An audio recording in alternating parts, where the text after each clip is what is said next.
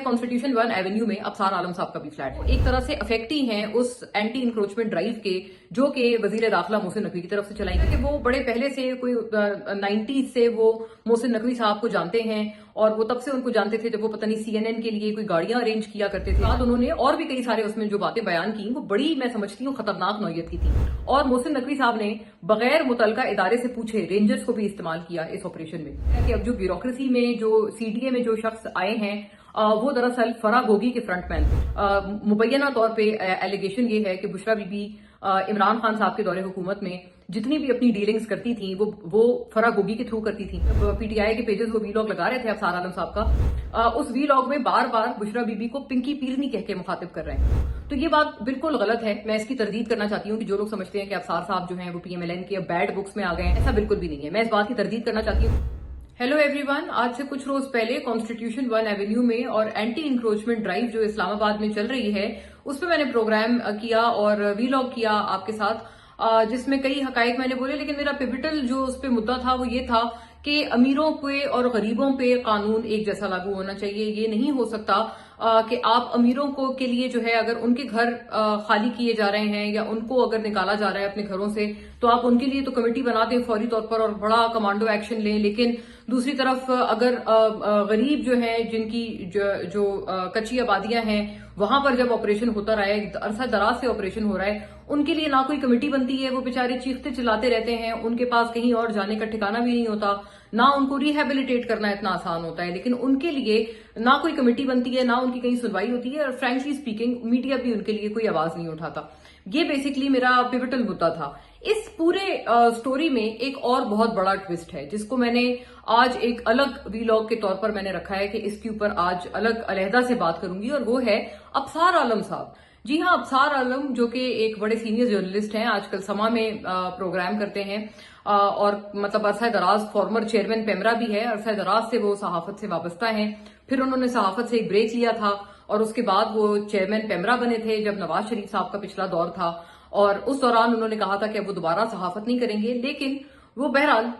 जो फैक्ट है वो फैक्ट है कि अफसार आलम साहब दोबारा सहाफत में आए और दोबारा सहाफी बन गए। अब आगे क्या होता है? आगे क्या होता है, कॉन्स्टिट्यूशन 1 एवेन्यू में अफसार आलम साहब का भी फ्लैट है और वहां पर वो एक तरह से अफेक्ट ही हैं उस एंटी इंक्रोचमेंट ड्राइव के जो कि वजीर दाखिला मोहसिन नकवी की तरफ से चलाई गई और उनको जाहिर है, देखें जो मैंने पिछले वीलॉग में भी बात की थी, दोहरा रही हूँ वही जुमला कि घर घर होता है, चाहे वो अमीर का घर हो या गरीब का घर हो। मैं समझ सकती हूँ अफसार आलम साहब को बहुत तकलीफ हुई कि उनको भी उस एंटी इंक्रोचमेंट ड्राइव के तहत उनको घर से खाली करने को कहा गया, उनको कहा गया कि आप यहां से चले जाएं और आप 24 घंटे या 12 घंटे जितनी भी दिन की देर की मोहलत थी, बताया गया कि चंद घंटों की मोहलत है, इसमें आप अपना घर खाली करना है। मैं बिल्कुल उस कैफियत के साथ एक रिलेट कर सकती हूँ कि कितना उनके ऊपर ये नागवार गुजरा होगा और उनको कितनी तकलीफ हुई होगी इस बात की।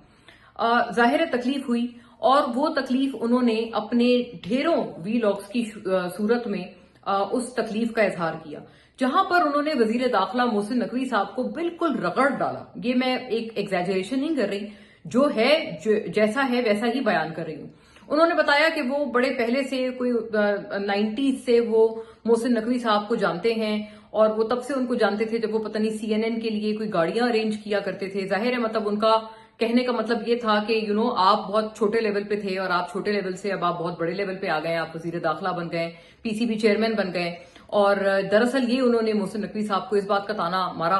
और फिर उसके बाद उन्होंने और भी कई सारे उसमें जो बातें बयान की वो बड़ी मैं समझती हूँ खतरनाक नौयत की थी। नंबर 1, उन्होंने ये कहा कि जो अदालत से फैसला लिया गया था कॉन्स्टिट्यूशन 1 एवेन्यू बिल्डिंग के खिलाफ, वो दरअसल मोहसिन नकवी साहब ने गलत बयानी की अदालत से और उन्होंने बोला अदालत के जजेस को, मतलब आप अंदाजा लगाएं कि उसमें जजेस को भी उन्होंने एक तरह से लपेटे में ले लिया और कहा कि जजेस ने भी एक गलत फैसला दिया और इन्फ्लुएंस में आकर फैसला दिया। मोहसिन नकवी साहब ने जजेस को ये गलत बयानी की कि जो CDF हैं, फील्ड मार्शल आसिम मुनीर,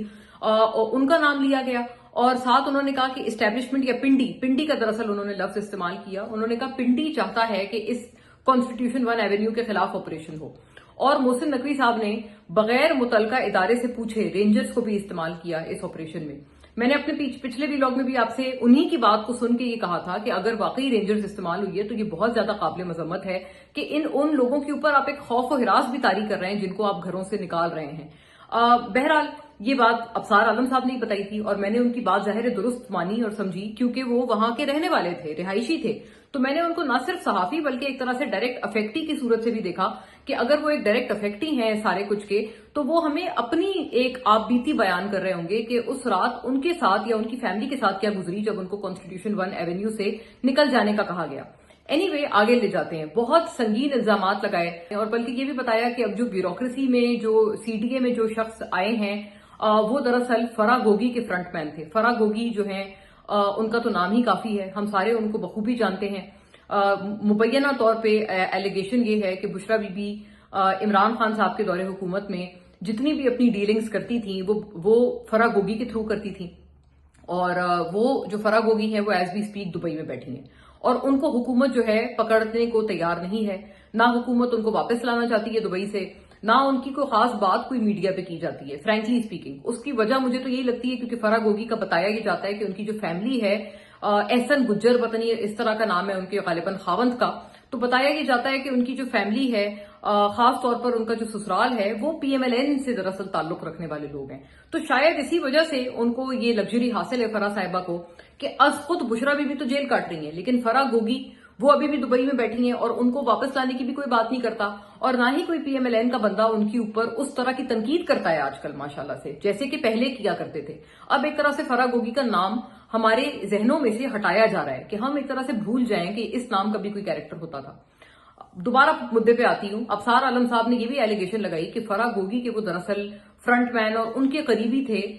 وہ بیوروکریٹ جن کو محسن نقوی صاحب نے آج کل سی ڈی اے کا کرتا دھرتا بنایا ہوا ہے. یہ بھی انہوں نے ایک بڑا سنگین الزام لگایا. اچھا ظاہر ہے دیکھیں الزاموں کی نوعیت ایسی تھی کہ ہم سب نے سمجھا کہ اس کے اوپر اتنی سخت چارج شیٹ کر دی ہے اگر محسن نقوی صاحب کو ابصار عالم صاحب نے، اور ساتھ ساتھ انہوں نے یہ کہا کہ وہ کسی سب سے اہم چارج شیٹ یہ بھی تھی کہ انہوں نے یہ بھی کہا کہ وہ دراصل کانسٹیٹیوشن 1 ایونیو کی جو زمین ہے محسن نقوی صاحب اپنے کسی ہم نوا کو اپنے کسی دوست کو دراصل اس کو نوازنا چاہتے ہیں. اور ظاہر ہے کہ کک بیک کی بھی ایک ایلیگیشن تھی کہ اوبویسلی مطلب وہ یہی ہنٹ کر رہے تھے کہ ان کو نوازنے میں کوئی نہ کوئی جو ہے فائدہ ہو رہا ہوگا محسن نقوی صاحب کو. تو انہوں نے کہا کہ جو پریزنٹ ڈے مالکان ہیں ان کو بھی آفر کی گئی کہ آپ سستے داموں جو ہے وہ یہ سارا کچھ ہمیں بیچ دیں، لیکن وہ جب مانے نہیں تو پھر اس کو عدالت کے راستے کے تھرو آیا گیا اور ان کے اوپر یہ ان کی پوری جو ان کا پروجیکٹ ہے کانسٹیٹیوشن 1 ایونیو ان کے اوپر یہ ایکشن کروایا گیا. یہ بڑی سنگین قسم کی ایلیگیشنز تھیں. پی ٹی آئی کے پیجز نے بھی بھر بھر کر ابصار عالم صاحب کا جو وہ وی لاگ تھا وہ لگایا کیونکہ وہ محسن نقوی صاحب کو بہت شدید رگڑا لگا رہا تھا ان کا وی لاگ. مجھے تھوڑی ہنسی بھی آئی کیونکہ جب پی ٹی آئی کے پیجز وہ وی لاگ لگا رہے تھے ابصار عالم صاحب کا تو ابصار عالم صاحب ہم سارے سن سکتے ہیں اس میں اس وی لاگ میں بار بار بشرا بی بی کو پنکی پیرنی کہہ کے مخاطب کر رہے ہیں. اچھا آپ کو پتا ہے کہ پنکی پیرنی جو ایک ورڈ ہے یا یہ جو اصطلاح ہے یہ بہت بری لگتی ہے پی ٹی آئی کو اور بشرا بی بی کو بھی بہت بری لگتی ہے. مطلب ان کو اگر کوئی اس نام سے مخاطب کرے عمران خان صاحب بھی اس پہ بہت زیادہ ناراض ہوتے ہیں اور بشرا بی بی بھی اس بات پہ بہت زیادہ ناراض ہوتی ہیں. مجھے اچھی طرح یاد ہے جب پی ٹی آئی دور حکومت میں پی ایم ایل این والے جب اپوزیشن میں تھے اور وہ ہمارے پروگرامز میں آیا کرتے تھے تو پی ٹی آئی والے بہت زیادہ اس پہ غصہ کرتے تھے کہ ہاؤ ڈیئر یو کال ہر پنکی پیرنی، آپ کی جرت کیسے ہوئی ان کا نام بگاڑنے کی. اب ماشاءاللہ سے مزے کی بات یہ ہے کہ محسن نقوی صاحب کی دشمنی میں پی ٹی آئی کے پیج نے وہ لگا تو دیا ابصار عالم صاحب کا جو ان کا وی لاگ ہے، لیکن مجھے بڑی مطلب ہنسی آئی کہ دیکھیں کتنی مایوب بات ہے کہ وہ اس وی لاگ میں بار بار ابصار عالم صاحب پنکی پیرنی کہہ کر پکار رہے ہیں بشرا صاحبہ کو. اور شاید یہ جو لگانے والے ہیں پی ٹی آئی کے جو سوشل میڈیا آج کل چلا رہے ہیں شاید ان کی نظر سے یہ چیز نہیں گزری، ورنہ کم سے کم اس کی جگہ وہ ایک بیپ یا اس کو سینسر ہی کر دیتے وہ جو پنکی پیرنی کا ورڈ ہے. تو ایک طرح سے وہ تو اس ورڈ کو اب الٹا اور پروموٹ کر رہے ہیں پی ٹی آئی کا جو پیج ہے. اینی وے لیکن ہوا کیا کہانی میں پھر اس کا پلٹ کے جواب آیا. عمار سولنگی نامی ایک جو ایکس کا ہینڈل ہے،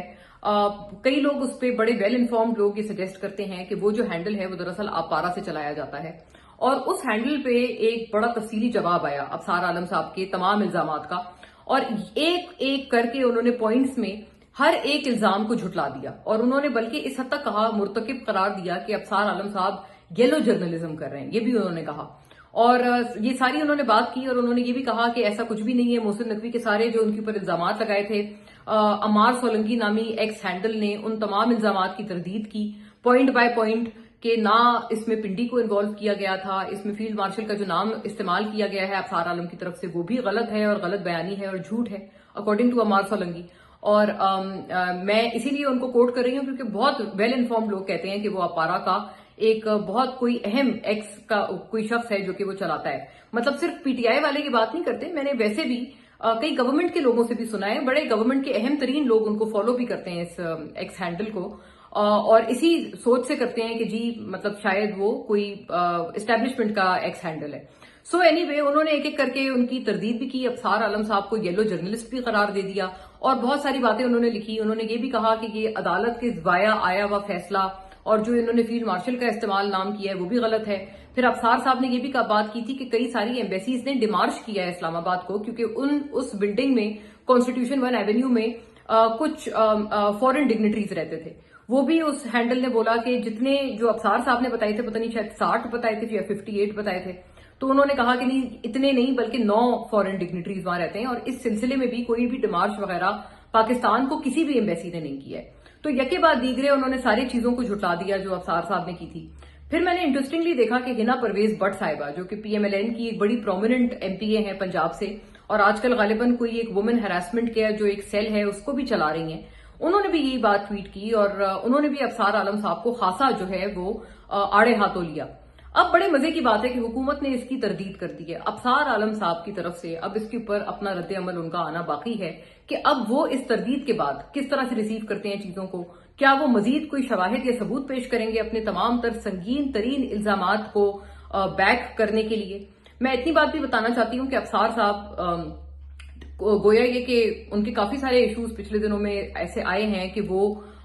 بالکل ایک تو ہیں بے باک تو خیر ہیں ابصار عالم صاحب بطور صحافی, اور وہ ہر کسی سے ایک طرح سے بھیڑ جاتے ہیں. ان کا ایک عطا تارڑ صاحب سے بھی ایک مسئلہ رہا پچھلے کچھ مہینوں پہلے. پھر یہ عمار سولنگی نامی ایکس ہینڈل پہ بھی انہوں نے باقاعدہ بڑا نام لے لے کے بہت تنقید بھی کی کہ جی مجھے پتا ہے کہ آپ کون ہیں اور آپ یہ چلا رہے ہیں, اور مطلب ان سے بھی کوئی بھیڑے ہیں ابصار عالم صاحب. اس طرح کی کئی ساری چیزیں ہیں جو کہ ابصار عالم صاحب کرتے رہے. لیکن میں ایک بات بتا دوں کہ کچھ لوگوں کو یہ لگتا ہے کہ شاید ابصار عالم صاحب جو ہیں وہ اب آج کل پی ایم ایل این کے قریب نہیں ہے. یہ بالکل غلط بات ہے. ابصار عالم صاحب ابھی بھی پی ایم ایل این کے بہت قریبی لوگوں میں سے ایک ہیں, ان صحافیوں میں سے ایک ہے جن کو پی ایم ایل این بہت پسند کرتی ہے. اور میں از خود بھی دیکھ چکی ہوں کہ جو بہت ٹاپ وزراء ہیں پاکستان مسلم لیگ نون میں, وہ ابصار عالم صاحب کو کتنا ایک گرم جوشی سے اور کتنا پیار سے ان کو ملتے ہیں, یہ بات میں خود بھی جانتی ہوں. تو یہ بات بالکل غلط ہے. میں اس کی تردید کرنا چاہتی ہوں کہ جو لوگ سمجھتے ہیں کہ ابصار صاحب جو ہیں وہ پی ایم ایل این کے بیڈ بکس میں آ گئے ہیں کیونکہ ان کا عطا تارڑ صاحب سے بھی ایک ایشو رہا تھوڑے روز پہلے, تھوڑے مہینے پہلے, اس کی بنیاد پہ بھی کئی لوگ کہتے ہیں کہ شاید اب ان کے پی ایم ایل این سے جو ہیں وہ تعلقات خراب ہو گئے. ایسا بالکل بھی نہیں ہے. میں اس بات کی تردید کرنا چاہتی ہوں کیونکہ اس بات کی میں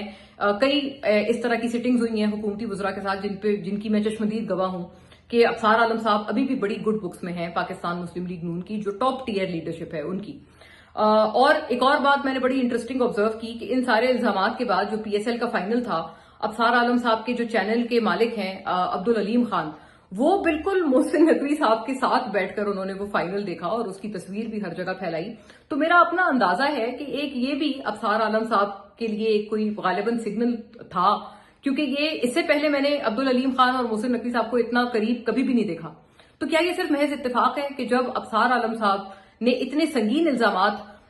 کا مرتکب قرار دیا ہے محسن نقوی کو, این اس کے 2 روز یا 1 روز بعد ہی پی ایس ایل فائنل پر عبدالعلیم خان اور محسن نقوی صاحب بہت زیادہ کلوز اور بہت ایک اچھے ایک مطلب اس میں نظر آتے ہیں, گلمس میں نظر آتے ہیں. تو یہ میرا نہیں خیال ہے یہ محض اتفاق ہے. یہ مجھے لگتا ہے کہ پروبیبلی یہ علیم خان صاحب کا ایک